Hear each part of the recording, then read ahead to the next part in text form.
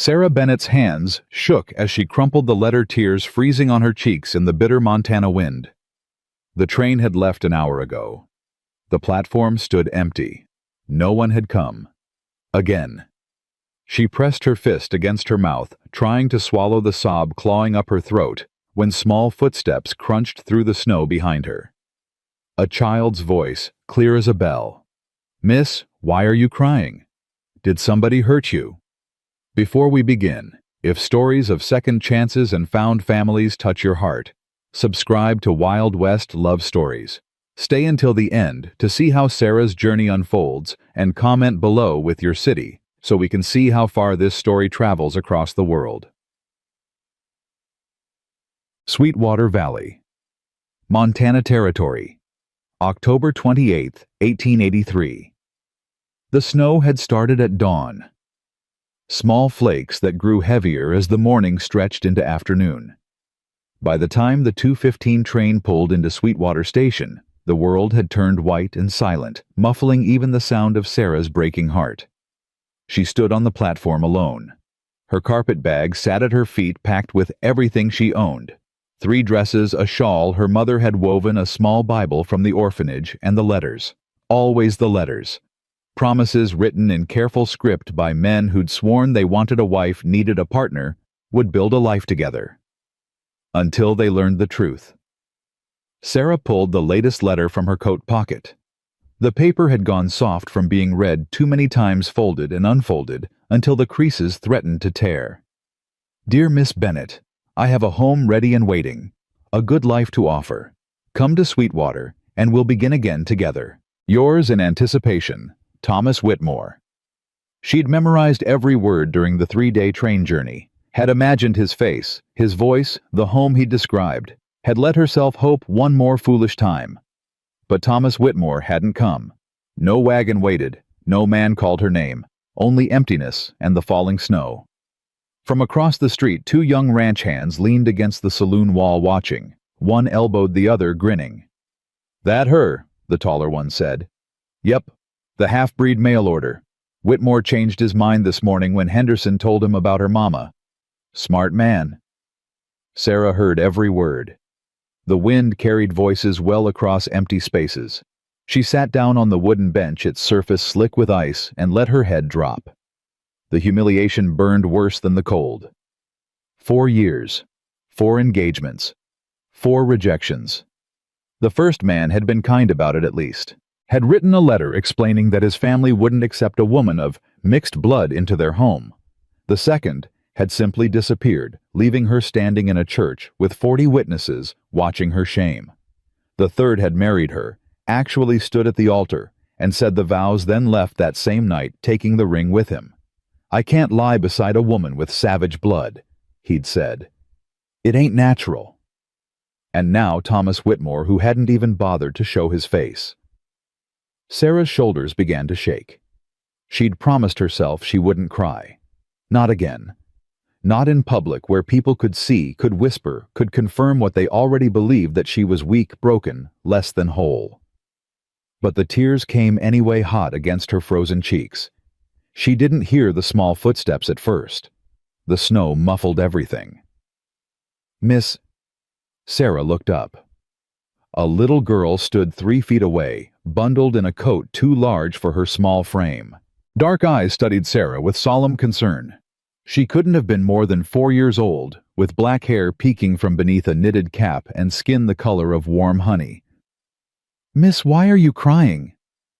Sarah wiped at her face quickly, trying to compose herself. "I'm fine, sweetheart. Just cold." "You're sad."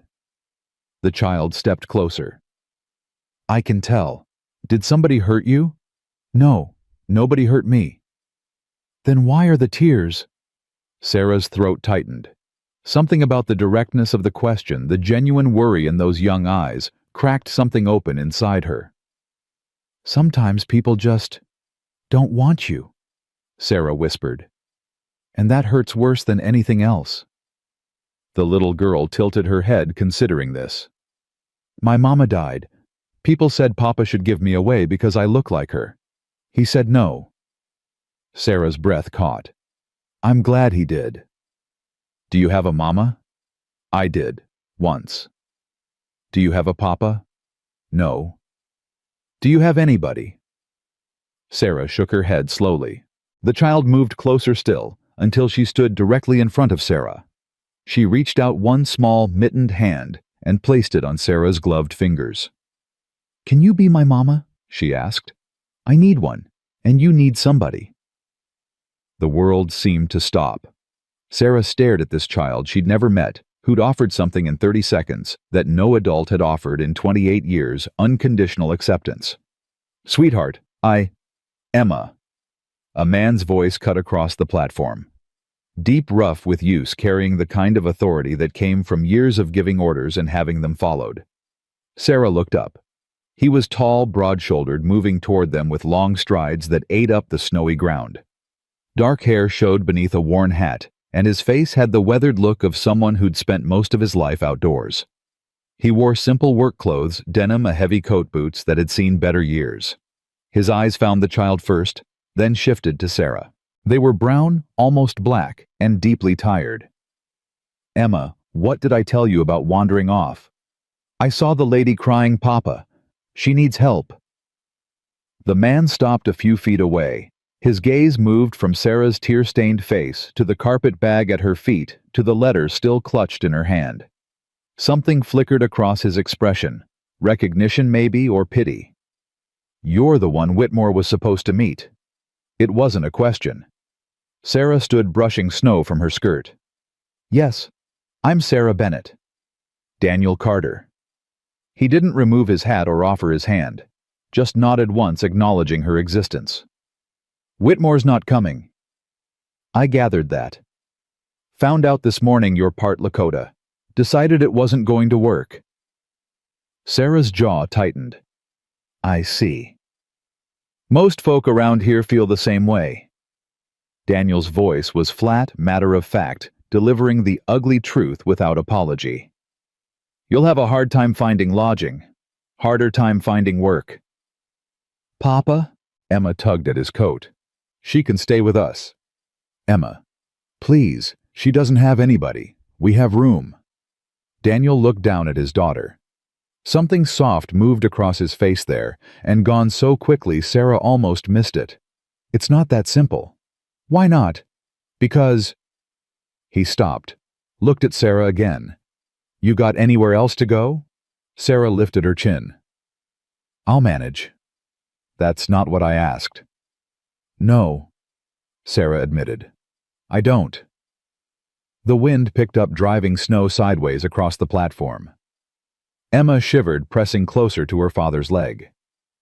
Daniel was quiet for a long moment. Then he sighed, a sound like a man making a decision he'd probably regret.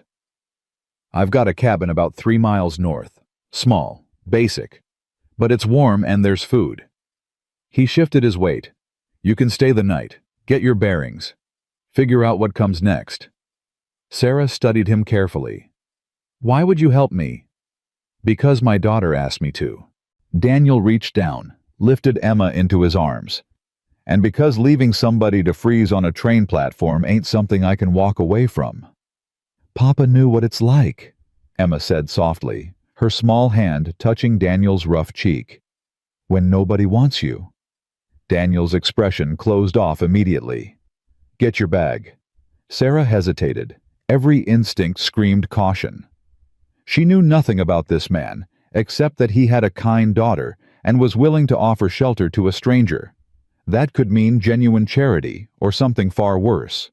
But the alternative was staying here in a town where Thomas Whitmore had already spread word about her tainted blood, where the boarding house would turn her away and the saloon girls would laugh.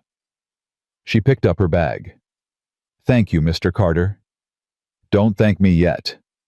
He turned, heading toward a wagon hitched at the far end of the platform. You might not like what you find.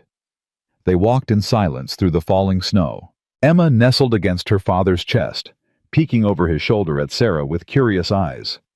Sarah followed a few steps behind, watching the way Daniel moved, careful, deliberate, like a man who'd learned not to waste motion.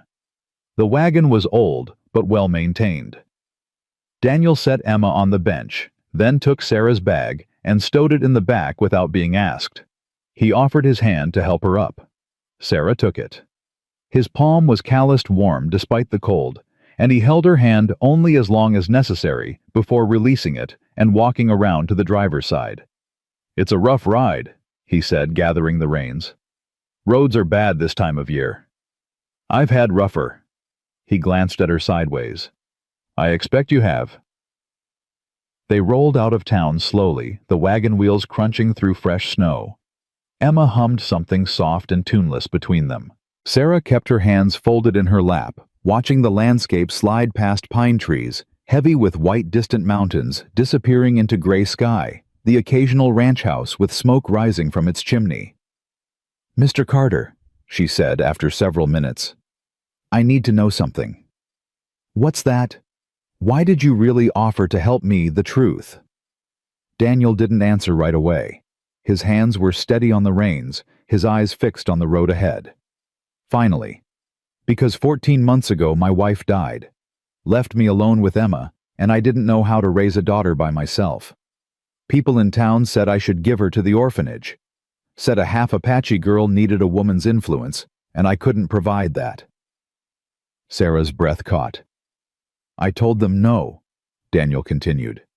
"Told them she was mine and I'd die before I let anybody take her. But I understood what they meant. Emma needed more than I could give." He looked at Sarah, then direct and unflinching. "When I saw you on that platform, saw how those boys were treating you, I remembered how it felt to have people look at my daughter like she was less than human." "So this is pity?" "No." His voice was firm. "This is knowing what it costs to be unwanted, and choosing not to let it happen to somebody else if I can help it." Silence settled between them again. But it felt different now. Less awkward, more understanding. Emma broke it. "Are you going to stay forever?" she asked Sarah, her voice hopeful. "Emma," Daniel started. "I don't know, sweetheart," Sarah said gently. "I don't know what's going to happen next. But you'll stay tonight." "Yes, tonight." "Good." Emma smiled, a bright, unguarded thing that made Sarah's chest ache. "I can show you my rocks. I collect pretty ones." "I'd like that very much." The cabin appeared slowly through the snow, a small structure of rough-hewn logs with a stone chimney and a narrow porch. Smoke rose from the chimney in a steady stream. A barn stood nearby, weathered but solid. Chickens scattered as the wagon approached, squawking their displeasure. Daniel pulled the wagon to a stop and jumped down. He reached up for Emma first, swinging her to the ground, then offered his hand to Sarah again. "Welcome to the Carter Ranch," he said dryly. "Such as it is." Sarah stepped down her boots, sinking into several inches of snow. The cabin looked even smaller up close. One window facing the front shutters painted dark green. A door that hung slightly crooked on its hinges. But smoke meant fire. Fire meant warmth. And warmth was more than she'd had any right to expect today. "Come on," Daniel said, heading toward the door, with Emma running ahead. "Let's get inside before we all freeze." The interior was dim and sparse. One main room with a fireplace taking up most of the far wall, a table with 3 mismatched chairs, a narrow bed against the left side. Hooks on the wall held coats and a few cooking implements. A rocking chair sat near the fire, a basket of mending beside it. It was clean, though. Swept floors, organized shelves, no dishes piled in the wash basin. "There's only one bed," Daniel said, hanging his hat on a hook. "But I've got blankets. You can sleep there tonight. I'll take the floor." "Mr. Carter, I can't." "Yes, you can. It's decided." He moved to the fireplace, stirred the pot hanging over the flames. "Stew's been cooking since this morning. Should be ready soon." Emma had already scrambled up onto the bed, digging through a small wooden box. "Look, Miss Sarah, my rocks." Sarah set her bag down and crossed to the bed. Emma held out her treasures, one by one, smooth river stones, pieces of quartz, a chunk of fool's gold that caught the firelight. "These are beautiful," Sarah said softly. Mama helped me find them. Before she... Emma's voice trailed off. Before she died, Daniel finished quietly. He didn't turn from the fire. Her name was Kaya. She was White River Apache, died from fever last winter. Sarah looked at the small shelf above the bed. A beaded dress hung there carefully preserved. Beside it, a pair of moccasins, tiny child-sized. A medicine pouch. "I'm sorry," Sarah said. "People keep saying that." Daniel ladled stew into wooden bowls. Like words change anything. They don't. But sometimes they're all we have. He looked at her, then really looked, and something shifted in his expression. "Yeah, I suppose that's true." They ate in near silence. The stew was simple venison potatoes, carrots, but hot and filling. Emma chattered between bites about her chickens, about the fox she'd seen last week, about how her papa had promised to teach her to ride come spring. Sarah listened, answering when appropriate, but mostly just absorbing. The warmth of the fire, the sound of a child's voice, the strange, fragile sense of being inside instead of outside, wanted instead of rejected, even if it was only for one night. After supper, Daniel washed the bowls, while Emma showed Sarah her drawings, rough sketches done with charcoal on scraps of paper. A horse, a bird, a woman with long dark hair. "That's Mama," Emma said softly. "I'm forgetting what she looked like. Papa says that's okay, but it makes me sad." Sarah's throat tightened. "I bet she was beautiful." She was. Papa cried when she died. He didn't think I saw, but I did. "Emma." Daniel's voice was quiet but firm. "That's enough." "Sorry, Papa." He sighed, drying his hands on a cloth. "It's bedtime, little bird. Go get changed." Emma obeyed without argument, pulling a nightgown from beneath the bed and changing quickly. She climbed under the quilts, then looked at Sarah hopefully. "Will you tell me a story?" "Emma," Daniel started. "Please, just a short one." Sarah glanced at Daniel. He gave a small nod. She sat on the edge of the bed, trying to remember the stories the nuns used to tell at the orphanage. Finally, she settled on one.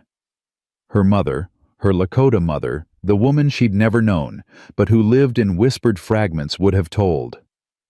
"Once there was a girl who walked between two worlds," Sarah began. "She belonged to neither, but carried pieces of both. The people of the day said she was too dark. The people of the night said she was too light. So she walked alone, searching for a place to rest." Emma's eyes grew heavy halfway through. By the time Sarah finished, the child was asleep, her breathing soft and even. Sarah stood carefully, not wanting to wake her. Daniel was watching from the rocking chair. "That was kind of you." "She's a sweet child." "She is." He stood, gathered blankets from a chest.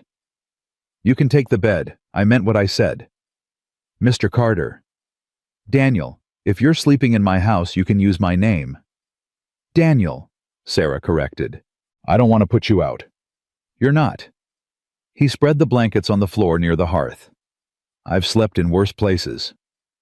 Sarah sat on the edge of the bed, suddenly exhausted. The day's events crashed over her all at once. The train, the empty platform, Thomas Whitmore's absence, the cruel laughter, Emma's question, this strange cabin in the middle of nowhere, with a widowed rancher and his half-Apache daughter. Sarah. She looked up. Daniel stood by the fire, backlit by the flames, his expression unreadable. "I don't know what you're running from," he said. "And I won't ask. But you should know folks around here don't take kindly to people like us. Mixed bloods outsiders, anybody who doesn't fit their idea of proper. If you stay longer than tonight, it won't be easy." "Nothing in my life has been easy, Daniel." He nodded slowly.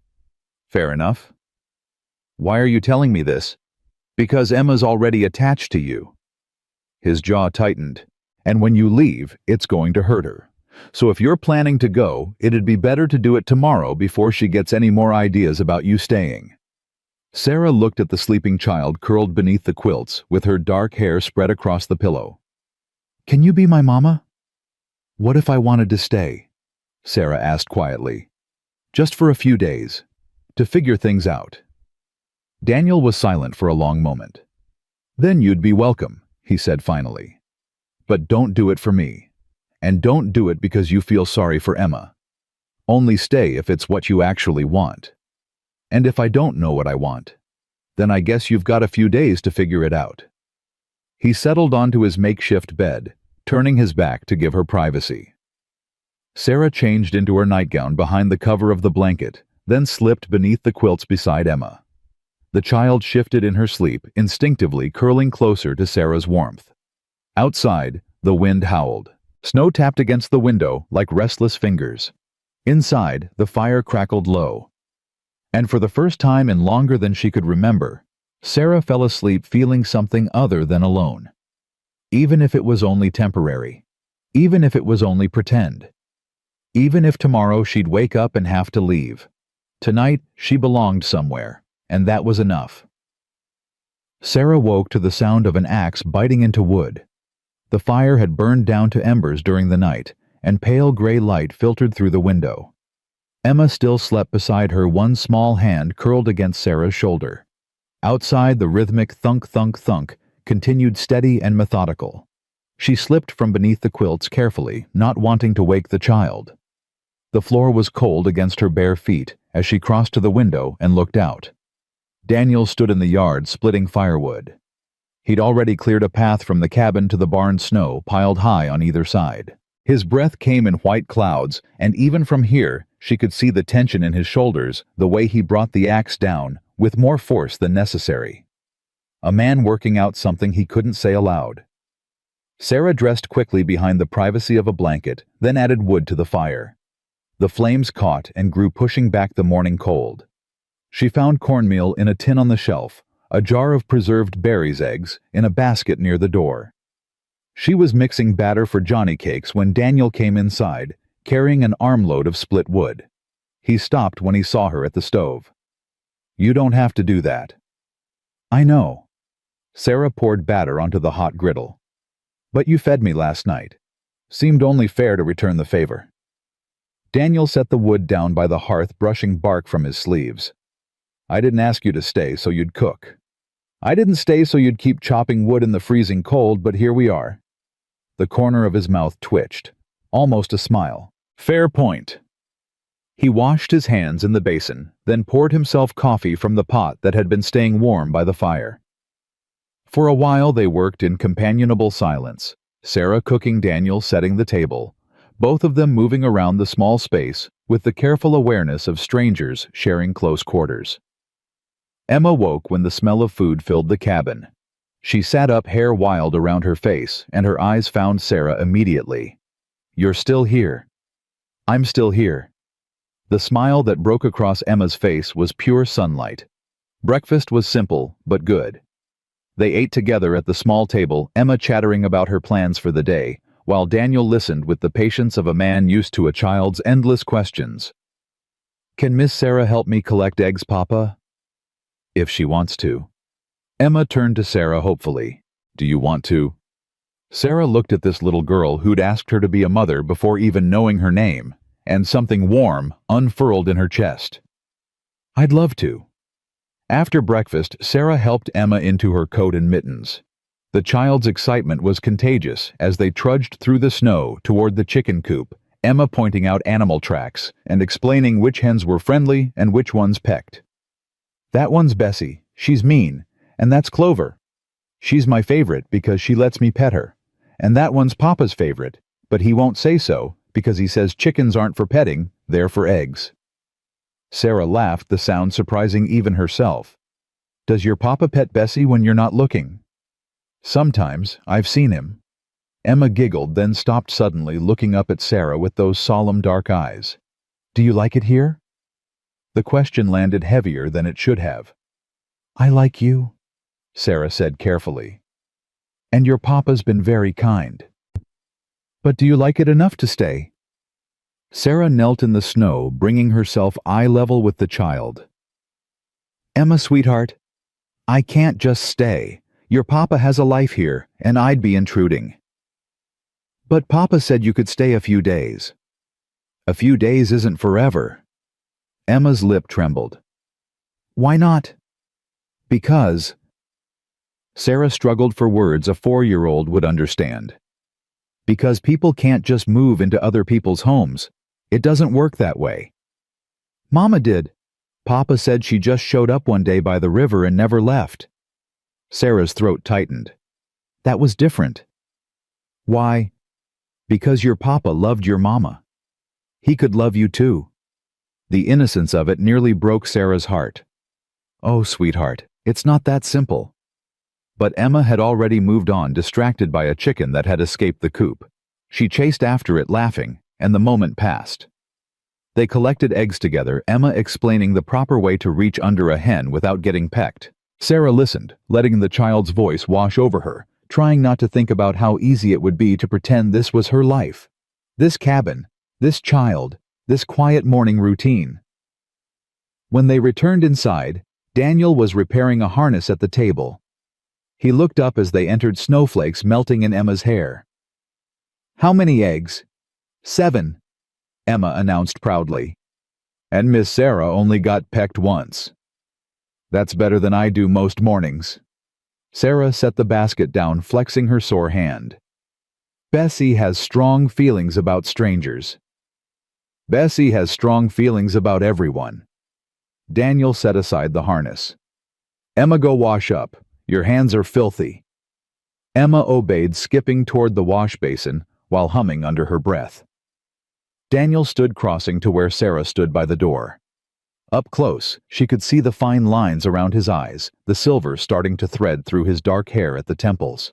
He couldn't have been more than 35, but he carried himself like someone much older. "She's getting attached," he said quietly. "I can see it happening." "I know. If you're planning to leave tomorrow, you should tell her tonight. Give her time to prepare." Sarah met his gaze. "What if I'm not planning to leave tomorrow?" Something flickered in his expression. "Then what are you planning?" "I don't know yet." Sarah pulled off her mittens, fingers still stinging from the cold. "But I need to figure out what comes next. Whether I try another town, look for work, write to the orphanage, and ask them to take me back." "The orphanage?" "Where I grew up. The nuns said I'd always have a place there if I needed it. Teaching the younger girls, helping in the kitchen." She tried to keep her voice steady. "It's not much of a life, but it's something." Daniel was quiet for a moment. Then, "What about staying here, just for a while? Until you figure things out?" Sarah's breath caught. "Daniel." "Not as a wife," he added quickly. "Not as anything except someone who needs a place to stay. I could use help around the ranch. Emma needs someone during the day when I'm working. And you need time to make a real plan, not just run blindly to the next disaster." "You don't know me." "No.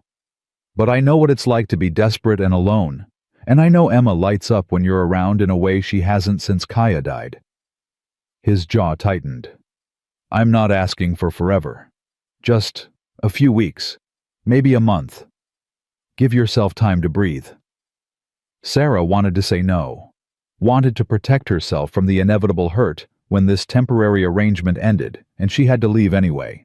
But the alternative was going back out into the cold, into towns where Thomas Whitmore had probably already spread word about the half-breed mail-order bride who'd been rejected. Into a world that had made it abundantly clear she didn't belong. "A month," she said finally. "And I earn my keep. I won't be Charity. You cook like you did this morning and keep Emma from getting herself killed, you'll earn it twice over." They shook hands. His palm was warm and calloused, his grip firm, but not crushing. "Thank you, Daniel." "Don't thank me yet. You haven't survived a Montana winter here." The first week passed in a strange, fragile rhythm. Sarah woke early, made breakfast, helped Emma with her chores. Daniel worked outside, mending fences, checking traps, caring for the horses. They ate lunch together, usually in silence, while Emma filled the quiet with stories. Afternoons, Sarah taught Emma her letters using charcoal and old newspapers. Or they baked bread, or Sarah mended clothes while the child played with her rocks. Evenings were harder. That's when the cabin felt smallest, when they were all three together with nowhere to hide. Daniel would sit by the fire working on some repair or another. Sarah would sew. Emma would drift between them like a bridge, asking questions, telling stories, trying to weave them into something that resembled a family. On the 8th night, Sarah was stitching a tear in one of Daniel's shirts when Emma climbed into her lap. "Miss Sarah." "When you were little, did you have a mama?" Sarah's hands stilled on the fabric. Daniel looked up from the saddle he was oiling. "I did," Sarah said carefully. "For a little while." "What happened to her?" "She died when I was born. But there was a woman at the orphanage who took care of me, Sister Margaret. She was kind." "Did she love you?" Sarah's throat tightened. "I think so. In her way." Emma was quiet for a moment, her small fingers tracing the pattern on Sarah's skirt. "Do you miss her?" "Every day." "I miss my mama every day too." Emma's voice was small. "Sometimes I can't remember her face anymore. Just pieces. Her hands. Her voice singing. But not her face." Sarah looked at Daniel. His expression had gone carefully blank, but his knuckles were white where he gripped the saddle. "That's normal, sweetheart," Sarah said gently. "When people leave us sometimes the memories fade. But that doesn't mean they weren't real. Doesn't mean they didn't matter. Papa says Mama's watching from the stars. I'm sure she is. Do you think she likes you?" The question caught Sarah off guard. "What?" "Mama, do you think she likes that you're here, taking care of me?" Sarah glanced at Daniel again. He'd set down the saddle, his full attention on this conversation now. "I think," Sarah said slowly, "that your mama would want you to be happy and safe. And if having me here helps with that, then yes, I think she'd be glad." Emma nodded, satisfied. She yawned, nestling deeper into Sarah's arms. "Will you tell me another story? About the girl who walked between two worlds?" Sarah had been telling that story in pieces all week, adding new chapters each night. Emma never tired of it. Once, Sarah began, her voice soft. The girl came to a village at the edge of a great forest. The people there were afraid of her because she was different. They whispered behind their hands and turned away when she approached. Emma fell asleep before the story ended. Sarah carried her to the bed, tucked the quilts around her small body, brushed dark hair from her forehead. When she turned back, Daniel was watching her. "You're good with her. She's easy to love. Not for everyone." He stood crossing to the window. Snow had started falling again, thick flakes drifting past the glass. "Most folks in town cross the street when they see us coming.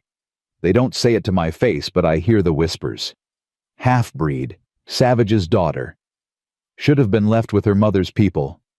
Sarah moved to stand beside him. "People fear what they don't understand." "And do you fear it?" "Fear what?" "This." He gestured vaguely. "Mixed blood, walking between worlds like your story, never quite belonging anywhere." Sarah was quiet for a long moment, watching the snowfall. "I don't fear it," she said finally. "I am it. My father was Irish, a railroad worker who thought my mother was beautiful enough to take but not human enough to marry. My mother was Lakota. She died bringing me into this world, and I've spent every day since trying to figure out where I fit." Daniel turned to look at her. "Did you ever figure it out?" "No, but I stopped apologizing for it." Something shifted in his expression. Understanding, maybe, or recognition. "Kaya used to say the same thing," he said quietly. "That she wouldn't apologize for who she was, wouldn't make herself smaller to make other people comfortable." He smiled, sad and distant. First time we met, I was half dead from a bullet wound, bleeding out by the river. She found me, dragged me to her camp, spent 3 days nursing me back to life. What happened then? I fell in love with her. Simple. Direct. Didn't matter that we couldn't speak the same language. Didn't matter that my family disowned me when I brought her home. Didn't matter that the town treated her like she was less than the horses. His voice roughened. She was the strongest person I ever knew. And when she died... He trailed off, jaw tight. Sarah waited. When she died, Daniel continued, I didn't think I'd survive it. Emma was barely 3. I didn't know how to braid hair or sing lullabies or answer the 1,000 questions she asked every day. I just existed, went through the motions, kept her alive. You did more than that. You kept her safe, loved. That's everything. Maybe. He looked at Emma sleeping peacefully across the room. But she needed more than I could give. Still does. The words hung between them, heavy with implication. Sarah knew what he was really saying. What he couldn't quite bring himself to ask. Daniel. I'm not asking you to stay forever, he said quickly. I know that's not what this is. But while you're here, if you could just be there for her, the way Kaya would have been, just for a little while. Sarah's chest ached. I can do that. Thank you. They stood in silence, watching the snow accumulate on the windowsill. Outside, the world turned white and quiet. Inside, something unspoken settled between them. Not love, not yet, but the beginning of trust. The beginning of something that might, given time, become more. But neither of them said it aloud. On the 10th day, Emma woke with a fever. Sarah noticed first. The child had been quieter than usual at breakfast, picking at her food, and when Sarah touched her forehead, the heat nearly burned. Daniel? He was at her side instantly, his hand replacing Sarah's on Emma's brow. His face went pale. No, not again. It's probably just a cold, Sarah said, trying to keep her voice calm. Children get fevers all the time? That's what I thought with Kaya. His hand shook. Just a fever. Just a chill. And then... Emma whimpered, curling into a ball. Papa, I don't feel good. Daniel scooped her up, carried her to the bed, his movements jerky with panic. We need to get her to town. Find the doctor. Daniel, listen to me. Sarah gripped his arm. The roads are barely passable. It'll take hours to get there and she's burning up now. We need to bring the fever down here. I don't know how, but I do. He looked at her, desperate and terrified. My father, Sarah said quietly, was a medicine man among the Lakota. Before he died, he taught the nuns at the orphanage. They taught me. She moved to her bag, pulled out bundles of dried herbs she'd brought from the last town. I can help her, Daniel, but you need to trust me. If she dies, she won't. Sarah met his gaze, steady and sure. I won't let her. For a moment, he just stared at her. Then he nodded once sharp. Tell me what you need. Sarah worked quickly. She boiled water, steeped willow bark, and yarrow, crushed feverfew into a paste. Daniel followed her instructions without question, fetching cold water from the well-tearing cloth into strips holding his daughter, while Sarah coaxed bitter tea past her lips. Emma cried, fighting the medicine, but Sarah was patient and persistent. I know it tastes awful, sweetheart, but it'll help. I promise. I want Mama. Emma sobbed. Daniel's face crumpled. I know, little bird. I know. Hours passed. The fever climbed higher. Emma's skin burned, her breathing turned shallow, and Daniel paced like a caged animal, hands clenching and unclenching. This isn't working, he said roughly. We should have gone to town. The fever has to peak before it breaks. This is normal. Normal? She's on fire. Daniel? Sarah caught his hands, forced him to look at her. I know you're scared, but panicking won't help her. I need you to stay calm. Can you do that? He took a shuddering breath. Nodded. Good. Now go get more cold water.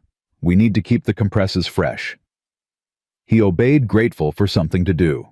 Sarah sat beside Emma, wiping her face with a cool cloth, singing softly in Lakota songs. She barely remembered words. Her mother's people would have sung melodies that lived in her blood, even when she couldn't recall where she'd learned them. Sometime past midnight, Emma's eyes fluttered open. Miss Sarah. I'm here, sweetheart. Are you my mama now? Sarah's vision blurred. Do you want me to be? Yes. Emma's voice was barely a whisper. Please. Then yes. I'm your mama now. Emma smiled, then drifted back to sleep. Daniel had heard everything. He stood in the doorway, water bucket forgotten in his hands, staring at Sarah with an expression she couldn't quite read. You didn't have to say that. I know. She'll hold you to it. I know that too.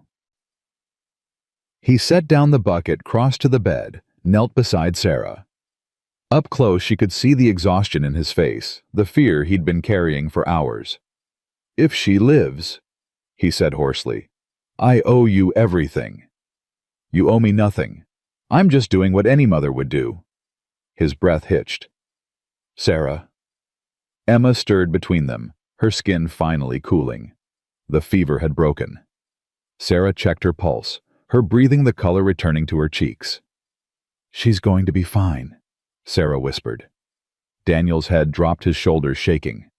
He didn't make a sound, but Sarah saw the tears fall. She reached out, rested her hand on his shoulder. He covered it with his own and held on.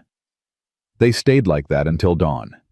Two people who'd been strangers 10 days ago, now bound together by a sleeping child, and a promise neither had meant to make. But promises, Sarah thought, had a way of becoming real, whether you planned them or not. Emma recovered slowly over the next 3 days. Her appetite returned in small increments: broth first, then soft bread, finally asking for bacon at breakfast, with the demanding tone of a child who knew she'd been sick enough to get away with anything. Sarah stayed close, watching for any sign the fever might return. Daniel hovered even closer, checking Emma's forehead every hour, until the child swatted his hand away with an exasperated sigh. Papa, I'm fine. Miss Sarah fixed me. I know she did, little bird. Then stop worrying so much. You're making me nervous. Sarah hid her smile behind her hand. Daniel caught it anyway, his expression softening in a way she'd never seen before. On the 4th day after the fever broke, Emma declared herself well enough to go outside. Sarah bundled her in extra layers while Daniel stood watch like a sentinel, ready to veto the whole plan if his daughter so much as coughed. She needs fresh air, Sarah said quietly. Being cooped up is making her restless. She nearly died 4 days ago. And now she's better. You can't keep her wrapped in cotton forever. He opened his mouth to argue, then closed it again. Fine. But only for an hour. And if she looks tired, we'll come straight back. I promise. They went to check the traps Daniel had set near the tree line. Emma chattered the entire way, pointing out animal tracks in the snow, asking questions Sarah only half knew how to answer. Why do rabbits hop instead of walk? I suppose their legs are built that way. But why? I don't know, sweetheart. Maybe they just prefer it. Emma considered this seriously. I think if I was a rabbit, I'd hop everywhere too. It looks fun. She demonstrated bouncing through the snow until she lost her balance and tumbled into a drift. Sarah's heart stopped, but Emma just laughed, brushing snow from her face. I'm okay. See, I'm not even cold. Sarah helped her up anyway, checking her over with hands that shook slightly. Please be careful. You sound like Papa. Your papa's a smart man. Emma grinned. Are you going to marry him? The question landed like a stone in still water. What makes you ask that? Because you act like Mama did, taking care of me, taking care of him, and he looks at you the way he used to look at her. Sarah's throat went tight. Emma, I wouldn't mind. If you did marry him, I mean, then you'd really be my mama forever, not just pretend. Sweetheart, it's not that simple. Why not? You like him. He likes you. I like both of you. That's simple. Out of the mouths of children, Sarah thought. Grown-up feelings are more complicated. They don't have to be. Before Sarah could respond, Emma spotted something in the snow and ran ahead. Sarah followed, her mind spinning. Did Daniel look at her differently? She'd noticed him watching sometimes when he thought she wasn't paying attention. Noticed how his hand lingered when he passed her something at the table. Noticed the way his voice softened when he said her name. But noticing wasn't the same as understanding. And understanding wasn't the same as wanting. Was it? They returned to the cabin to find a horse tied outside. A stranger's horse, well-groomed and expensive-looking, with saddlebags that marked its owner as someone of means. Daniel stood on the porch, his posture rigid. A man Sarah didn't recognize faced him, dressed in fine clothes that looked absurd against the rough backdrop of the ranch tailored coat. Polished boots, a hat that had never seen real work. "Papa," Emma called out. Both men turned. The stranger's eyes found Emma first, then shifted to Sarah.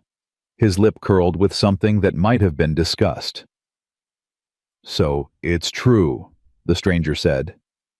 "You've taken in another squaw to raise the half-breed."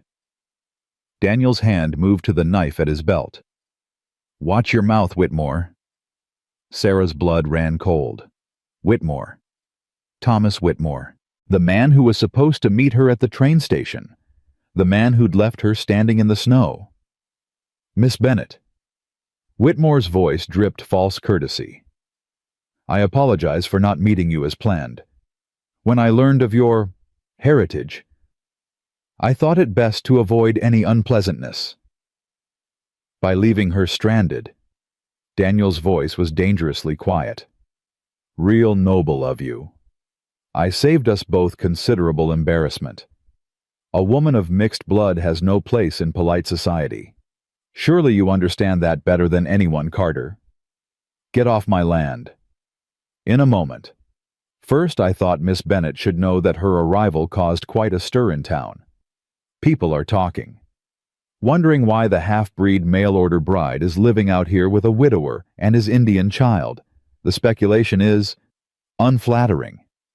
Sarah found her voice. "What people speculate is none of my concern." "Perhaps it should be. Reputation matters, Miss Bennet, especially for women in your position." His smile was cold. "Then again, perhaps you're used to being talked about. I did some research after receiving your initial letter. 4 broken engagements, 3 different towns, always the same story, men who thought they could overlook your bloodline until they actually had to live with it." "That's enough," Daniel said. "Is it I'm simply trying to help Miss Bennet understand reality. She's a curiosity here, Carter, an oddity. People will tolerate her as long as she keeps her place, but the moment she tries to claim more, tries to become part of this community, tries to marry, tries to pretend she belongs, they'll turn on her the same way they turned on your wife." The words hung in the air like poison. Daniel moved so fast, Sarah almost missed it. One moment he was on the porch, the next he had Whitmore by the collar, slamming him against the hitching post hard enough to rattle his teeth. "You want to talk about my wife?" Daniel's voice was barely human. "You want to explain to me how a woman who never hurt anyone ended up beaten and left to die in the snow while I was gone? How the good Christian folk of Sweetwater stood by and let it happen because she was Apache?" Whitmore struggled against his grip. "I had nothing to do with that. But you didn't stop it either. None of you did." Daniel shoved him toward his horse. "Get out, and if I see you on my land again, I won't be so polite." Whitmore straightened his coat, trying to salvage his dignity. He mounted his horse with jerky movements, then looked down at Sarah. "You could have had a good life, Miss Bennet, a real home. But you chose this." He gestured at the cabin with contempt. "I hope it's worth the shame." He rode off before anyone could respond.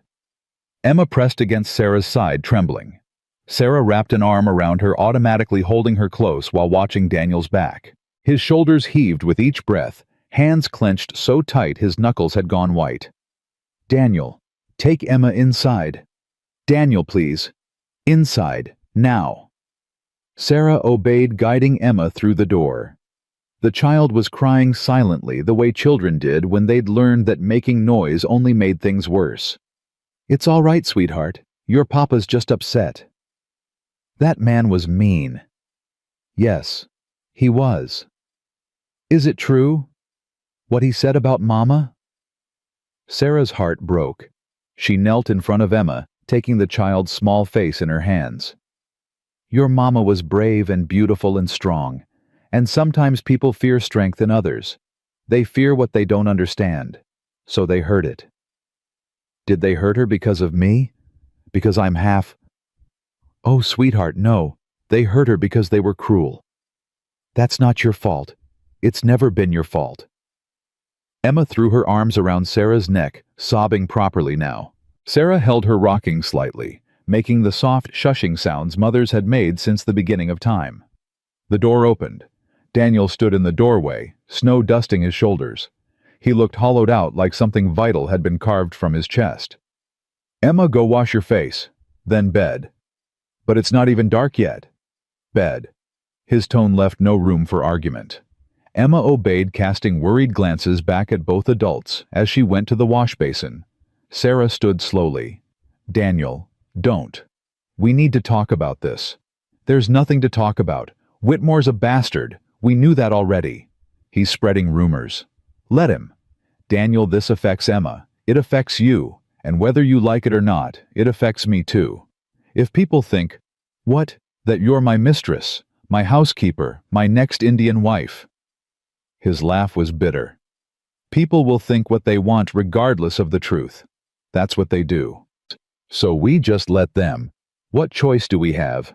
Ride into town and explain that you're here because my daughter asked you to stay, that we're not sleeping together. We're just two broken people trying to survive the winter." They won't believe it. They don't want to believe it. Sarah flinched. "Is that what we are? Just broken people surviving?" He finally looked at her, really looked at her, and the pain in his eyes nearly undid her. "I don't know what we are, Sarah. I know Emma loves you. I know you saved her life. I know I'm grateful you're here." He dragged a hand through his hair. "But Whitmore's right about one thing. You deserve better than this. Better than being whispered about. Better than being associated with a man whose wife was murdered by his neighbors. That's not— It is. You want the whole ugly truth, fine." He moved to the window, staring out at the gathering darkness. "I went into town for supplies. Took me 3 days. When I came back, the door was open. Snow everywhere. Kaya was lying in the yard. They'd dragged her outside, beaten her. Someone said she'd been stealing from the general store. Someone else said she'd cursed a child who got sick. All lies. All excuses to do what they'd wanted to do from the beginning, get rid of the Indian woman corrupting Daniel Carter's soul." Sarah's hand went to her mouth. "Emma was hiding under the table." Daniel continued, his voice flat. 3 years old. Watching through the window while her mother died. She didn't speak for 2 months after. Just stared. Like the words had died with Kaya. Oh God. Daniel. I buried Kaya beneath the cedar tree.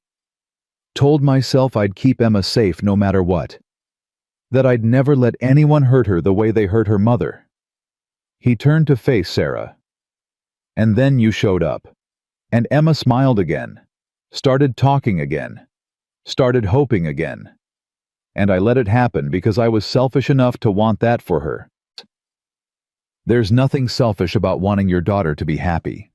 There is when it puts a target on your back. His eyes were fierce. Whitmore came here to warn you, to scare you off before you get too comfortable. Because if you stay, if you become part of our lives, they'll do to you what they did to Kaya. And I can't. His voice cracked. I can't bury another woman I care about. I won't. The admission hung between them. Sarah crossed to him slowly. He didn't move as she approached, didn't flinch when she reached up to touch his face. I'm not Kaya, she said quietly. And I'm not some fragile thing that'll break the first time someone's cruel.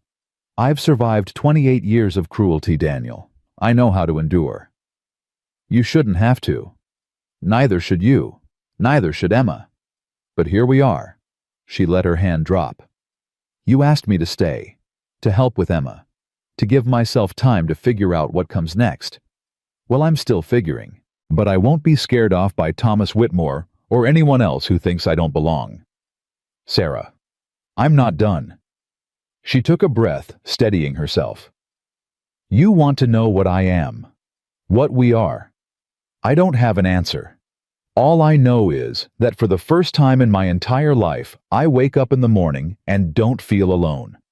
I look at Emma and see a future instead of just emptiness. I look at you and see... She stopped, realizing she'd gone too far. Daniel's eyes searched hers. See what? Someone who understands, she finished quietly. Someone who knows what it costs to be unwanted. To love someone the world says you shouldn't love. To fight for a place to belong. And is that enough understanding? I don't know. Maybe. She managed a small smile. Ask me again in a month. He almost smiled back. Almost. Emma appeared in the doorway, dressed in her nightgown, clutching her rag doll. Her eyes were red-rimmed, but dry. Are you leaving? She asked Sarah. No, sweetheart. I'm not leaving. Promise? Sarah glanced at Daniel. He gave the smallest nod. I promise. Emma ran to her, wrapping small arms around Sarah's waist. Good, because you're my mama now, and mamas don't leave. Sarah held her close, meeting Daniel's gaze over the child's head. Something passed between them. Not quite love, not yet, but the beginning of it. The possibility of it. No, Sarah whispered. Mamas don't leave. That night, Sarah couldn't sleep. She lay in the dark, listening to Emma's soft breathing beside her, Daniel's quiet movements, as he added wood to the fire. Finally, she gave up and slipped from bed. Daniel looked up as she approached, wordless question in his eyes. Can't sleep, she said. Me neither. They sat together by the fire, the only sound the crackle of burning wood. Outside, wind howled through the trees. Inside, warmth. Tell me about her, Sarah said softly. About Kaya. Not how she died. How she lived. Daniel was quiet so long Sarah thought he wouldn't answer. Then, she laughed at everything, even things that weren't funny. Especially things that weren't funny. He stared into the flames. First time I brought her to town, some woman said something cruel. Kaya just laughed. Told me in Apache that the woman's face looked like dried meat left too long in the sun. The woman didn't know what Kaya said, but she knew she was being mocked. Made her angrier than any insult in English would have. Sarah found herself smiling. She sounds remarkable. She was. Stubborn as hell too. Refused to speak English for the first year. Said if I wanted to talk to her I'd learn her language. So I did. Do you still speak it? Some. I teach Emma words, songs, stories Kaya used to tell. His voice roughened. It's all I have left of her. That and our daughter. That's not nothing, Daniel. That's everything. He looked at her, then the firelight casting shadows across his face. Why did you really stay? And don't say it was for Emma or because you needed time. What's the real reason? Sarah considered lying, considered deflecting. But something about the late hour and the intimacy of the firelight demanded honesty.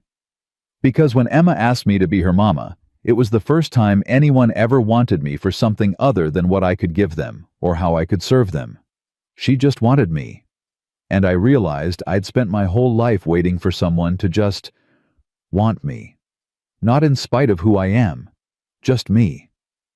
And now I'm terrified, she admitted. Because wanting something is dangerous. It means you can lose it. And I've lost everything before. I don't know if I can survive losing this too. Daniel shifted closer.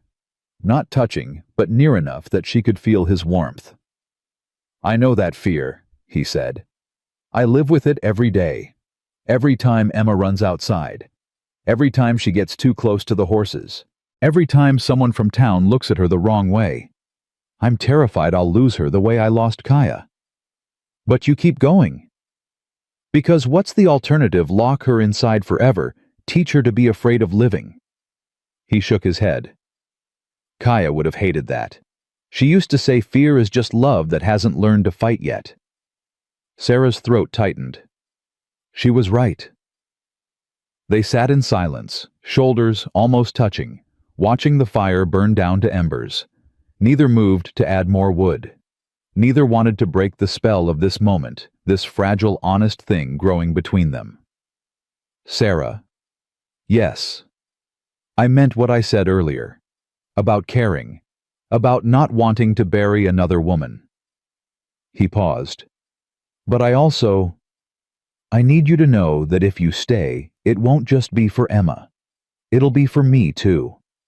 And I don't know if that's fair to ask. Her heart hammered against her ribs. What are you asking, Daniel?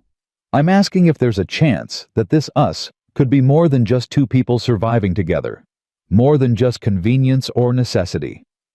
He finally looked at her. I'm asking if you feel it too. She did. God help her, she did. Yes, she whispered.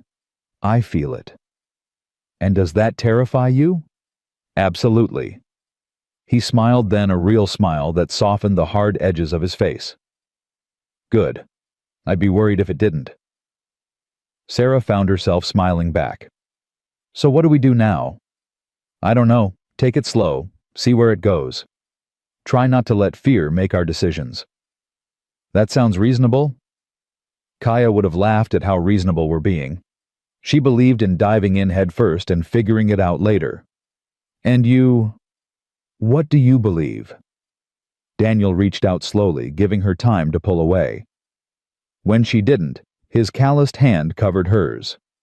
I believe some things are worth the risk, he said quietly. And I believe you're one of them. Sarah's eyes burned. She laced her fingers through his, holding on like he was the only solid thing in a spinning world. I believe that too. They stayed like that until the fire died completely, hands joined, neither speaking, both understanding that something had shifted, something that couldn't be taken back. When Sarah finally returned to bed, Emma stirred. Mama, the word still caught Sarah off guard, still made her chest tight. I'm here, sweetheart. Go back to sleep. Were you talking to Papa? Yes. Is he happy now? Sarah thought about Daniel's smile, the way his hand had felt in hers, the possibility stretching out before them like unmarked snow. I think he might be. Emma snuggled closer. Good. You make him happy, like Mama used to. Sarah kissed the top of her head, breathing in the child's sweet scent. Sleep now.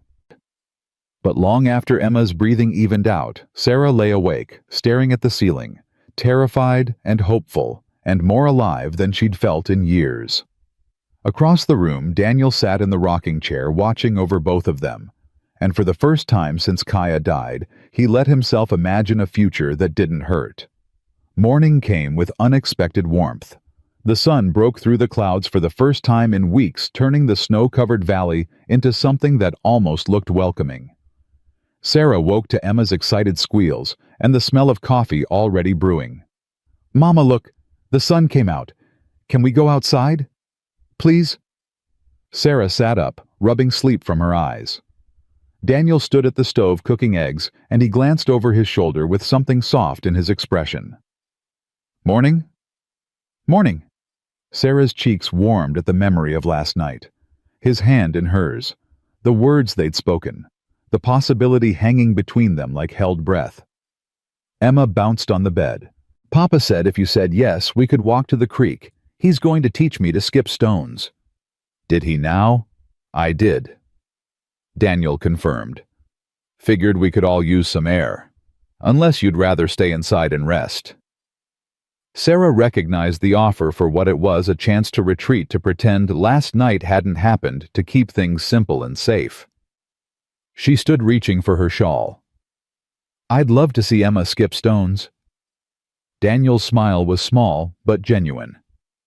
Good. They ate breakfast together, Emma chattering about all the things she planned to do now that the sun was finally shining. Sarah and Daniel exchanged glances across the table, neither quite able to look away for long.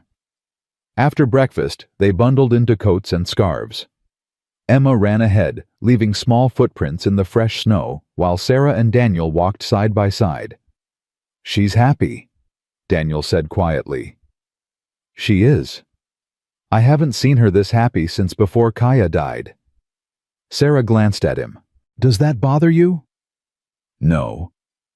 He was quiet for a moment. Maybe a little. Not because I begrudge her happiness, but because it reminds me how much she lost. How much we both lost. Loving someone new doesn't erase the person who came before. Kaya used to say something similar, that the heart doesn't replace love, it just grows bigger to hold more of it. She was wise. She was. Daniel's hand brushed against Sarah's. I think she'd like you. I hope so.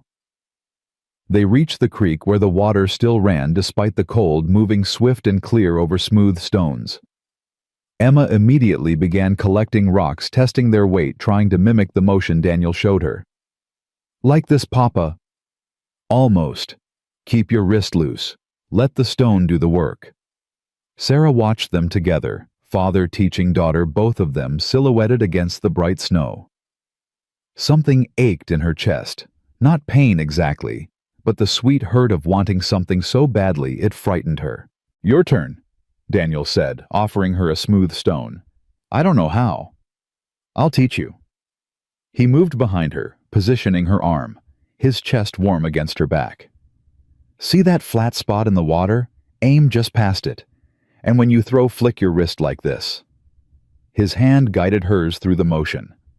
Sarah was acutely aware of how close he stood, the smell of wood smoke and leather, the roughness of his calloused palm. Now try. She threw. The stone skipped once, then sank. Emma clapped. You did it, Mama. Barely. Better than my first try, Daniel said. I sank 6 stones before I managed even one skip. They spent the next hour by the creek, all 3 of them throwing stones and laughing when they sank, or cheering when they skipped. Emma managed 3 skips on her best throw and crowed with victory. For a while, Sarah let herself pretend this was her real life. That she belonged here with this man and this child. That tomorrow wouldn't bring new challenges, new threats, new reasons to leave. But reality had a way of intruding. They were walking back to the cabin when Emma stopped, suddenly pointing at the trail ahead. Papa, someone's coming. Daniel tensed immediately. His hand moved to Sarah's arm, pulling her and Emma behind him in one smooth motion. 2 riders approached through the snow. As they drew closer, Sarah recognized them, the ranch hands who'd been laughing at her that first day at the train station. They reined in their horses a few yards away. The taller one tipped his hat mockingly. Carter, heard you were harboring the mail-order bride Whitmore rejected. What I do on my own land ain't your concern, Stevens. It is when it affects the whole town. Whitmore's been talking. Says the woman's living in sin with you. Says the child's being raised by another squaw just like the last one. Daniel's voice went deadly quiet. Get off my land. We're just passing along a message from the town council. They want the woman gone. Say she's a bad influence. The town council can go to hell. Stevens laughed. Figured you'd say that. That's why they sent us with a proposal. You got 3 choices, Carter. Send the woman packing, marry her proper, and make it legitimate. Or face consequences. What kind of consequences?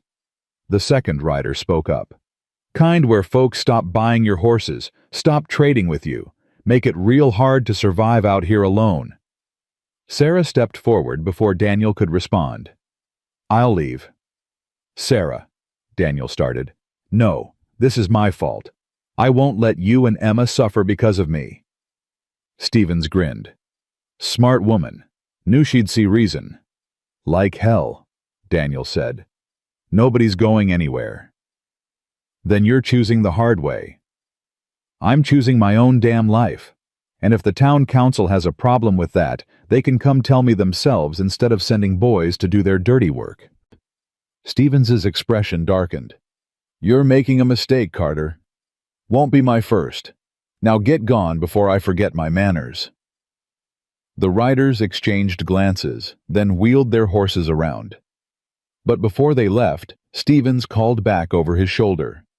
"Your wife died because she didn't know her place, Carter. Be a shame if history repeated itself." Daniel started forward, but Sarah grabbed his arm. "Don't. They're trying to provoke you. They're threatening you." "I know, but fighting them won't help." He was shaking with fury, but he let her hold him back. They watched the riders disappear into the trees. Emma pressed against Sarah's side.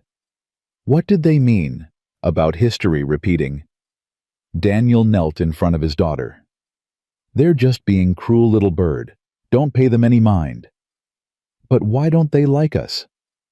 "Because some people are afraid of anything different, and fear makes them mean."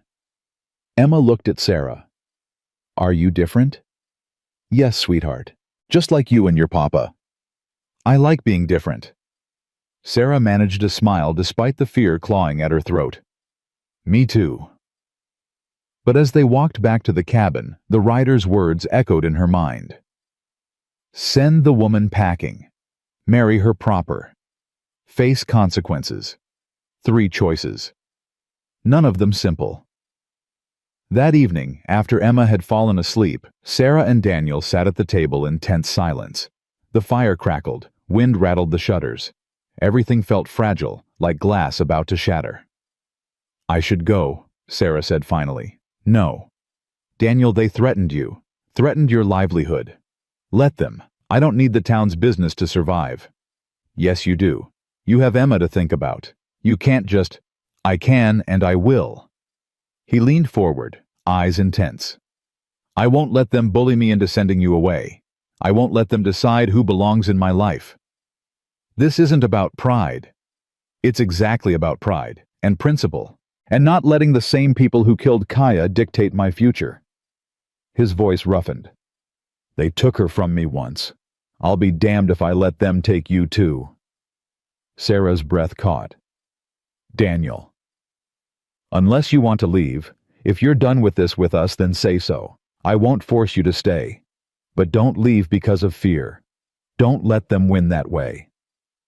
"I'm not afraid for myself. I'm afraid for Emma. For you. And I'm afraid of waking up one morning and finding you gone. Of Emma asking where you went and not having a good answer." He reached across the table, taking her hand. "I'm afraid of losing this before we even figure out what this is." Sarah's eyes burned. "What are we doing, Daniel, really?" "I don't know. But I know I care about you. Know I want you here. Know that when I think about the future now, you're in it. That's not enough to build a life on. Isn't it Kaya and I started with less? We couldn't even speak the same language. But we had caring, had wanting, had choosing each other every day, even when it was hard. And look what happened to her." The words hung brutal and honest between them. Daniel flinched, but didn't let go of her hand. "Yeah, look what happened. She died. And it broke me.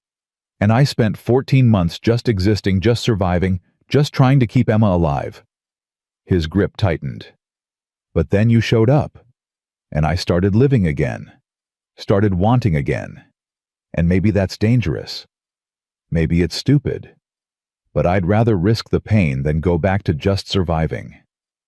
Tears spilled down Sarah's cheeks. "I'm scared." "So am I. What if they hurt you? Hurt Emma? What if they don't? What if we fight and we win and we build something good here? That's a lot of what ifs." "Life's nothing but what ifs, Sarah. The question is which ones you're willing to bet on. She looked at their joined hands, his weathered and scarred, hers smaller, but just as marked by hard living. Two people who'd survived things they shouldn't have survived. Two people who'd been unwanted, cast aside, told they didn't belong. Two people who'd found each other anyway. "I don't want to leave," she whispered. "Then don't." "But the town council can go straight to hell. We'll figure it out." "How?" He was quiet for a moment. "Then, we give them what they want. We make it legitimate." Sarah's heart stopped. "What are you saying?"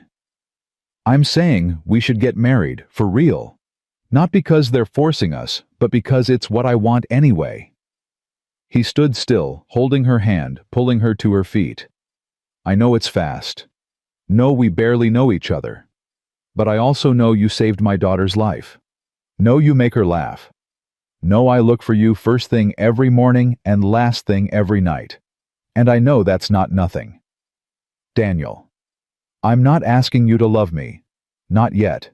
Maybe not ever. But I'm asking you to stay. To let me protect you the only way I know how. To give Emma the mother she's already chosen. To give us a chance to figure out if this thing between us is real or just two lonely people finding comfort." Sarah's mind spun. Marriage. To a man she'd known less than a month. To a widower still grieving his first wife. To a father desperate to protect his daughter. Every rational thought screamed no. But her heart whispered yes. "I need time to think."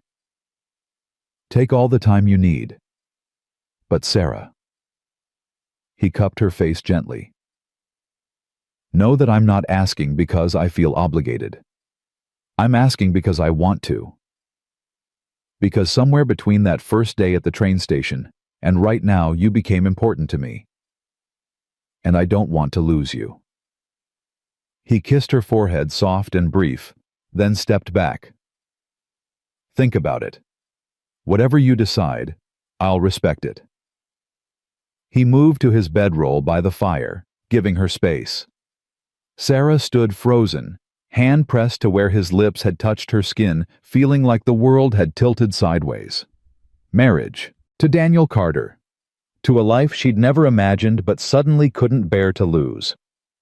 She didn't sleep that night, just lay in the dark beside Emma, turning Daniel's words over and over in her mind. By dawn she'd made her decision. She found him in the barn mucking stalls. He looked up when she entered, hope and fear warring in his expression. "I thought about it," Sarah said. "And ask me properly."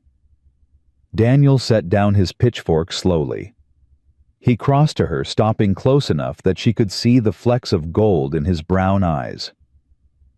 "Sarah Bennett," he said quietly, "will you marry me? Why should I?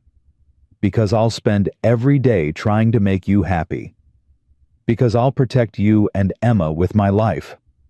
Because I'll never take you for granted or make you feel less than whole." He paused. "And because I think maybe given time we could love each other. Really love each other. You think maybe? I'm not good with words, but I know what I feel, and I feel more for you than I thought I'd ever feel for anyone again." Sarah stepped closer.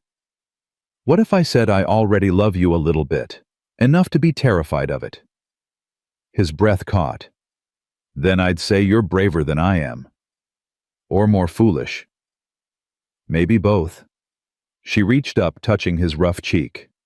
"I'll marry you, Daniel Carter. Not because the town council says I should.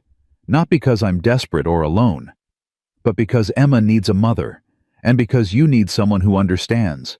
And because I'd rather fight beside you than run away alone. That's enough.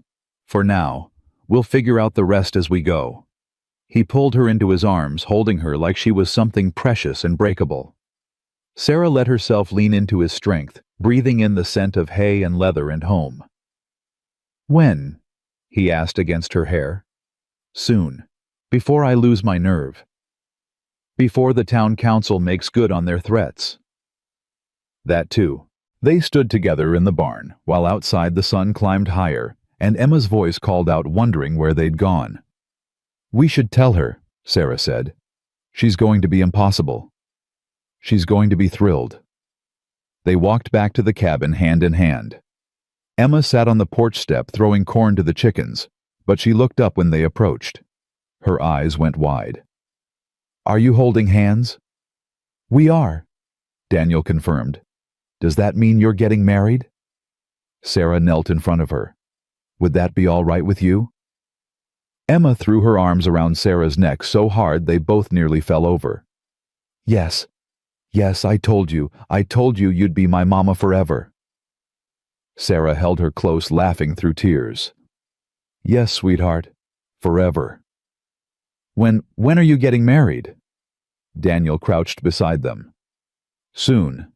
Maybe next week. We'll go to town, find the Reverend, make it official. Can I wear my good dress? You can wear whatever you want, little bird. Emma pulled back, looking between them with shining eyes. This is the best day ever. Sarah met Daniel's gaze over their daughter's head. He smiled a real smile, unguarded and almost boyish. Yeah, he said softly. I think maybe it is. The next week passed in a blur of preparation. Sarah altered the one good dress she owned, adding lace from an old petticoat. Daniel rode to town to speak with Reverend Walsh, returning with news that the Reverend would perform the ceremony, despite the town council's disapproval. He said any man brave enough to love openly deserves God's blessing, Daniel reported. And any woman willing to fight for family deserves respect. He sounds like a good man. He is. One of the few left in Sweetwater. Emma helped Sarah practice braiding her hair, chattering about how beautiful the wedding would be. Her excitement was infectious, driving away some of Sarah's lingering doubts. But the night before they were meant to ride to town, those doubts came rushing back. Sarah stood on the porch, watching stars emerge in the darkening sky. Daniel joined her 2 cups of coffee in his hands. Nervous? He asked. Terrified? Me too. Really? I'm marrying a woman I've known less than a month. A woman I've never even kissed properly. A woman who could still change her mind and leave. He sipped his coffee. Yeah, I'm terrified. I won't leave. I know. But the fear doesn't care about logic. They stood in comfortable silence, shoulders touching. Daniel, After we're married, where will I sleep? The question hung between them. Wherever you want, he said finally. We can add a partition to the cabin, give you privacy, or... He trailed off. Or we can figure it out together, like everything else. Sarah's cheeks warmed. That's not much of an answer. It's the only honest one I've got. I won't push you, Sarah. Won't expect anything just because we speak vows. This marriage can be whatever we need it to be. And what do you need? He looked at her, then eyes dark and serious. I need you safe. Need Emma happy. Need to know that when I wake up tomorrow, and the next day, and the day after that, you'll still be here. That's all. For now. And later. Later maybe I'll need more. Maybe you will too. But we'll cross that bridge when we come to it. Sarah nodded, understanding and grateful for his patience. I should sleep, she said. Big day tomorrow. Sarah. She turned back. Thank you, Daniel said quietly. For saying yes. For staying. For choosing us. Thank you for asking. She went inside, leaving him on the porch with his coffee and his thoughts. Tomorrow, she'd become Sarah Carter. Tomorrow, everything would change. Tomorrow, she'd finally belong somewhere. And if her hands shook as she lay down to sleep, if her heart raced with equal parts fear and hope, if tears dampened her pillow well, that was between her and the darkness. Emma stirred beside her. Mama? I'm here, sweetheart. Are you happy? Sarah thought about Daniel's proposal, about his rough hands and gentle eyes, about the way he looked at Emma like she was his entire world, about how he'd offered Sarah a place in that world without asking her to be anything other than herself. Yes, she whispered. I'm happy. Good, Me too. Emma drifted back to sleep, her small hand finding Sarah's beneath the covers. And Sarah lay awake until dawn, holding her daughter's hand and trying to believe that tomorrow wouldn't end in heartbreak. But deep down in the part of her that had survived 4 rejections and 28 years of being unwanted, she knew better than to trust in happy endings. Tomorrow would bring joy or sorrow. Tomorrow would make her Sarah Carter or leave her Sarah Bennett forever. Tomorrow would either save her or break her completely. And all she could do was wait for sunrise and hope that this time, this one-time love would be enough. Dawn broke cold and clear. Sarah dressed in her altered gown with shaking hands, Emma bouncing around the cabin like an overexcited puppy. "You look beautiful, Mama, like a princess." "I look like a woman in an old dress with new lace." "Same thing," Emma insisted. Daniel appeared in the doorway, freshly shaved, wearing clothes Sarah had never seen before. Dark trousers, a pressed shirt, a vest that looked almost new. He stopped when he saw her and something flickered across his face. "You look like I'm about to make either the best or worst decision of my life. I was going to say beautiful, but that works too." They loaded into the wagon in nervous silence. The ride to town felt both endless and far too short. Emma chattered the entire way, oblivious to the tension radiating between the two adults. Sweetwater came into view, smoke rising from chimneys, people moving along the main street. Sarah's stomach clenched. "We don't have to do this," Daniel said quietly. "If you want to turn around—" "No, I'm not running anymore." He reached over, squeezed her hand once, then released it.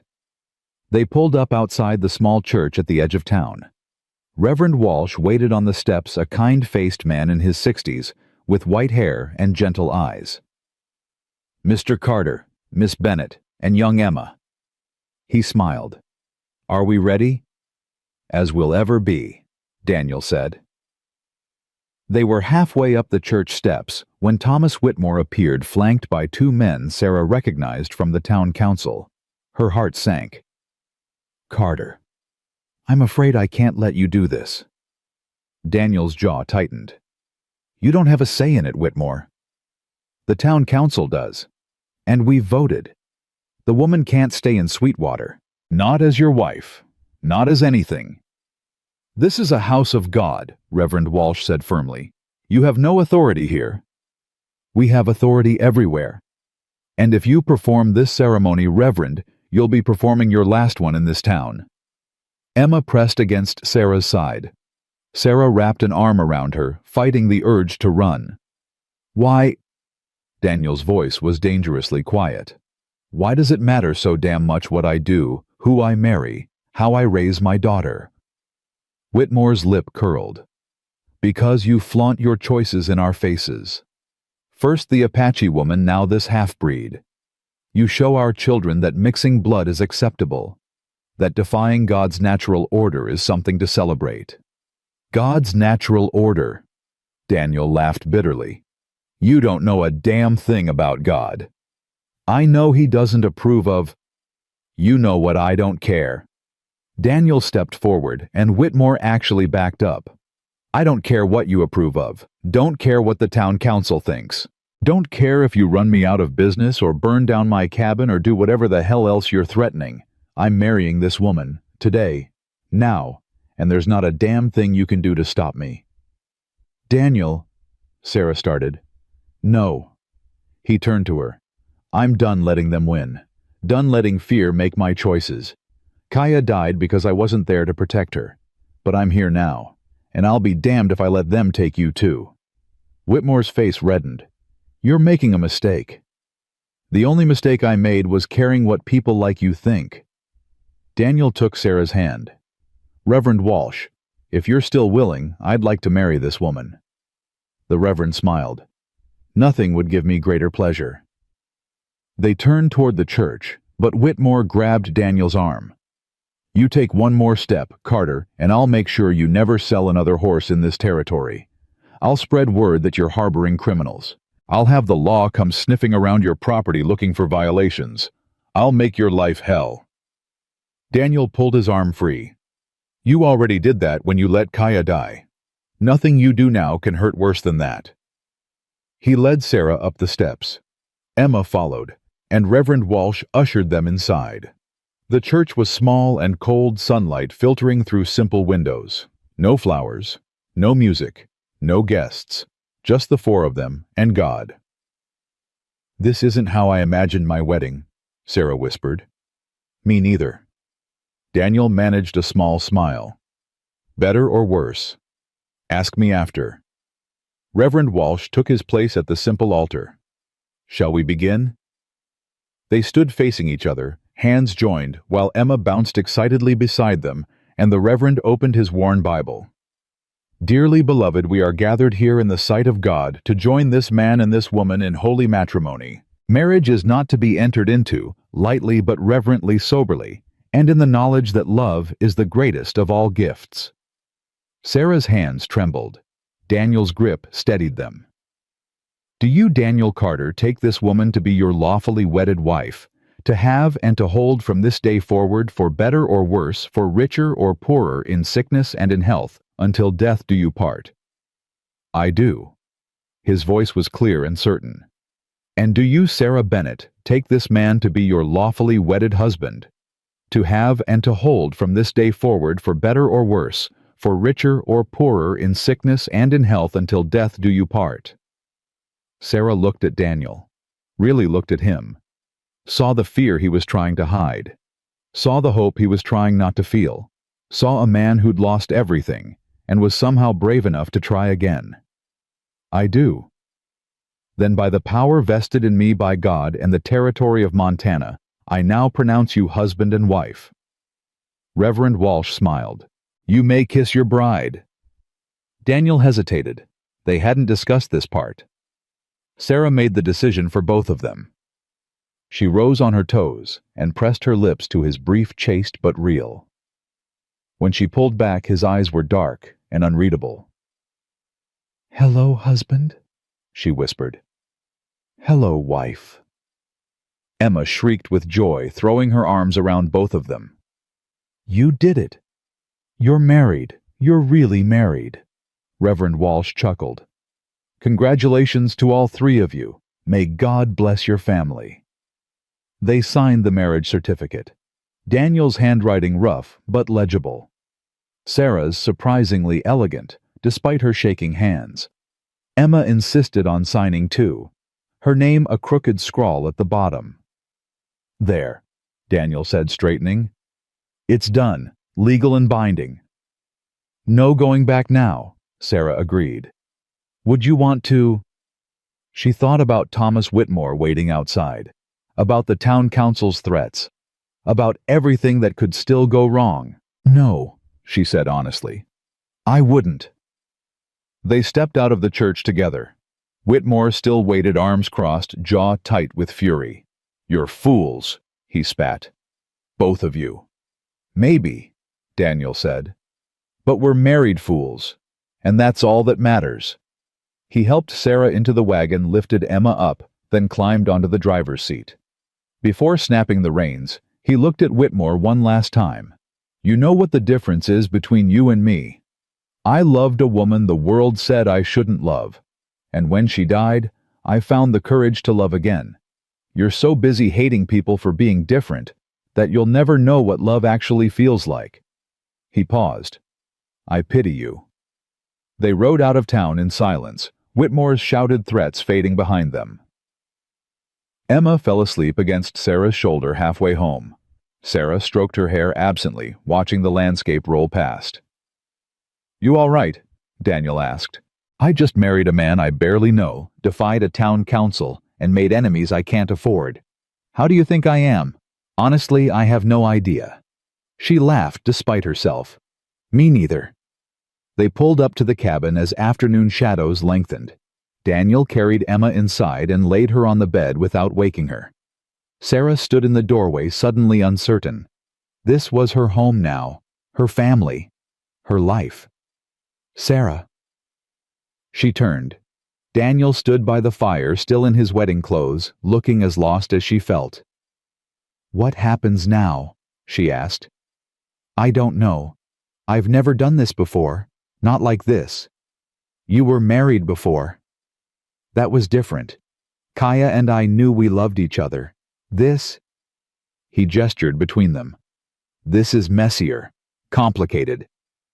Are you regretting it already? No. Are you? I don't think so, but I'm terrified. Of what? Sarah moved closer. Of wanting this too much. Of letting myself believe it's real. Of waking up one day and finding out it was all a mistake.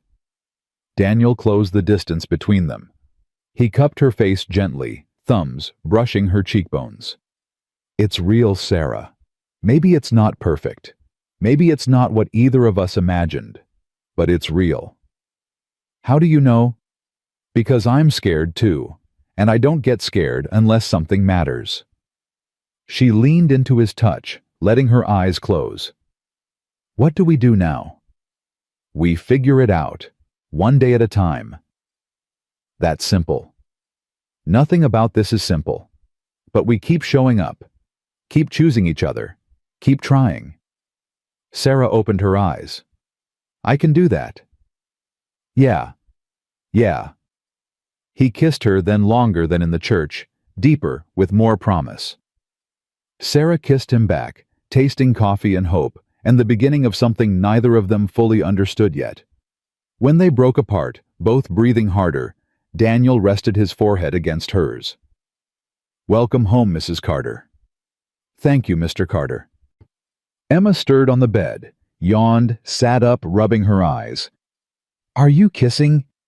Sarah's cheeks flamed. We're married now, sweetheart. Married people kiss. Good. Papa needs more kissing. He's been too serious for too long. Daniel laughed, the sound rusty but genuine. Well, I've got a wife now. Maybe she'll help with that. I'll do my best, Sarah said dryly. They spent the evening like any other, making supper, cleaning up Emma, chattering about the wedding. But everything felt different now. Every brush of hands, every shared glance, every moment of comfortable silence. After Emma went to bed, Sarah and Daniel sat by the fire. Neither spoke for a long time. I should tell you something, Daniel said finally. Sarah's stomach clenched. What? When Kaya died, I promised myself I'd never let anyone that close again, never give someone the power to destroy me the way her death did. He stared into the flames. But then you showed up, and Emma loved you, and I started thinking maybe it was possible to love again, to risk again. And now I'm realizing I already love you. Just a little, enough to be terrified of losing you. Sarah's breath caught. Daniel, I know it's too soon. Know you might not feel the same. But I needed you to know that this isn't just practical for me. Isn't just about giving Emma a mother or protecting you from the town council. This is about me wanting a life with you. Tears blurred Sarah's vision. I love you too. I think I started loving you the day you offered me shelter. When you could have left me in the cold, but chose kindness instead. He turned to face her fully. Yeah. So what now? Now we live. We love. We fight for this family. She took his hand. And we don't let fear win. No more running. No more running. He pulled her into his arms, holding her like she was something precious he'd thought he'd lost forever. Sarah held him back just as tightly, feeling the steady beat of his heart against her cheek. They stayed like that until the fire burned low, neither wanting to break the spell of this moment. Finally, Daniel pulled back. It's late. You should sleep. Wherever you want. Sarah looked at the narrow bed where Emma slept, then at Daniel's bedroll by the fire, then back at him. I want to sleep beside my husband, she said quietly. Something flared in his eyes. You sure? I'm sure. They moved Emma gently to one side, giving them room. Sarah lay down still in her wedding dress, suddenly shy. Daniel settled beside her, leaving space between them. "Good night, Sarah." "Good night, Daniel." But neither slept. They lay in the dark, acutely aware of each other until Sarah finally rolled over and rested her head on his chest. His arm came around her immediately. "Better," he murmured. "Much." "Sarah." Thank you. For saying yes. For staying. For all of it." "Thank you for asking." They drifted off together, three people who'd been broken separately, now healing together, one day at a time. Winter deepened over the next weeks. Snow piled higher. Temperatures dropped. But inside the cabin, warmth grew. Sarah learned Daniel's rhythms, the way he woke before dawn, how he checked Emma's forehead every morning out of habit, the small smile he tried to hide when Sarah sang while cooking. Daniel learned Sarah's the nightmares that woke her gasping, the way she touched her wedding ring like a talisman, how she needed Emma's laughter, the way other people needed air. Emma learned both of them, how Papa's shoulders relaxed when Mama was near, how Mama's face lit up when Papa smiled, how they were building something new from broken pieces.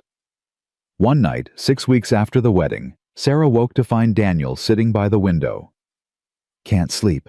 she asked softly. "Thinking. About how different things are now. How different I am." Sarah wrapped a shawl around her shoulders and joined him. "Different how?" "Kaya's been gone 14 months. For most of that time I just existed, went through motions, kept Emma alive but didn't really live." He looked at Sarah. "Then you showed up, and suddenly I wanted things again. Morning coffee with someone who understands. Emma's laughter, a future that doesn't ache." "Is that bad?" "No, but it feels disloyal somehow, like I'm betraying Kaya's memory by being happy." Sarah took his hand. "Kaya would want you happy, would want Emma happy. Love doesn't demand endless grief, Daniel. It asks us to keep living." "How do you know?" "Because that's what my mother would have wanted for me. To live fully, love deeply, not spend my life apologizing for existing." He was quiet for a moment. Then, "You're wiser than you look." "Is that a compliment?" "The best one I've got at 2 in the morning." She laughed softly, and he pulled her close. "I'm glad you stayed," he whispered against her hair. "I'm glad you asked." Spring came, slowly melting snow, revealing brown earth and the first brave shoots of green. Emma celebrated her 5th birthday with a cake Sarah baked and a carved horse Daniel made. The child ran circles around the cabin, shrieking with joy. "Best birthday ever," she announced, "because I have a mama and a papa." Sarah and Daniel exchanged glances across the table, both thinking the same thing, how close they'd come to never having this. In late April, Sarah realized she'd missed her monthly bleeding. She said nothing for 2 weeks, afraid to hope. But when the nausea started, she couldn't hide it anymore. Daniel found her retching behind the cabin one morning. "Sarah." She wiped her mouth, embarrassed. "I'm fine, just something I ate." "You're pregnant." It wasn't a question. "I think so. Yes." He stared at her, expression unreadable. Sarah's stomach churned, and not from morning sickness. "Say something," she whispered. "I'm going to be a father again." "You're already a father." "You know what I mean." He crossed to her, pulled her upright, searched her face. "Are you all right?" "Scared, happy." "All of it. Everything all at once." A smile broke across his face, slow and genuine and filled with wonder. "We're having a baby. We're having a baby." He kissed her, then deep, and claiming one hand splayed protectively over her still flat stomach. Emma found them like that and immediately understood. "Am I getting a brother or sister?" "One or the other, little bird." "Finally, I've been waiting forever." Sarah laughed through happy tears. "You've known us 5 months." "That's forever when you're 5. The baby came in January, a boy with dark hair and his father's eyes. They named him James after Daniel's father, with the middle name Dakota Lakota, for friend to everyone. Emma held her brother with careful reverence, whispering promises to always protect him. Sarah watched her family, her husband, her daughter, her son, and felt something settle deep in her chest. Something that had been restless and aching her entire life, finally going quiet. "You all right?" Daniel asked, sitting beside her on the bed. "I'm home," she said simply. "Yeah, you are." That summer, the town council sent word that they were revoking their sanctions. Reverend Walsh had led a campaign reminding people that Christian charity meant accepting all of God's children. It hadn't changed everyone's minds, but enough people had softened that Sarah could walk through Sweetwater without whispers following. Some people still crossed the street, some still muttered, but some slowly, carefully started nodding hello. Emma made friends with the blacksmith's daughter. Daniel's horse business grew. Sarah started teaching children their letters on sunny afternoons. They built a life, not perfect, not without struggle, but theirs. One evening, 2 years after that first day at the train station, Sarah stood on the porch watching the sunset paint the sky orange and gold. Emma chased fireflies in the meadow. James toddled after her on unsteady legs. Daniel chopped wood for the winter, the steady rhythm of the axe a familiar comfort. "Mama," Emma called. "Come catch fireflies with us." Sarah smiled. "I'm coming." She stepped off the porch, Daniel catching her hand as she passed. "Hey. Hey yourself. You happy?" "Ridiculously so." "Good." He kissed her knuckles. "Me too." She joined her children in the meadow, all 3 of them laughing as fireflies danced around them like tiny stars. Daniel watched from the porch, his family whole and safe, and sent up a silent thank you to the wife he'd lost and the wife he'd found. Both had taught him the same lesson: love wasn't about perfection. It was about showing up, about choosing each other, about fighting for belonging even when the world said you didn't deserve it. Sarah caught a firefly in her cupped hands, showed it to James, then released it back into the twilight. Just like her caught, treasured, then set free to shine. She was no longer the mail-order bride no one wanted. She was Sarah Carter. Wife, mother, teacher, fighter. She was home. She was loved. She was enough. And nothing, not the past, not prejudice, not fear, could take that away. Because she'd finally learned the most important truth. You don't need everyone to choose you. You just need the right people to choose you back.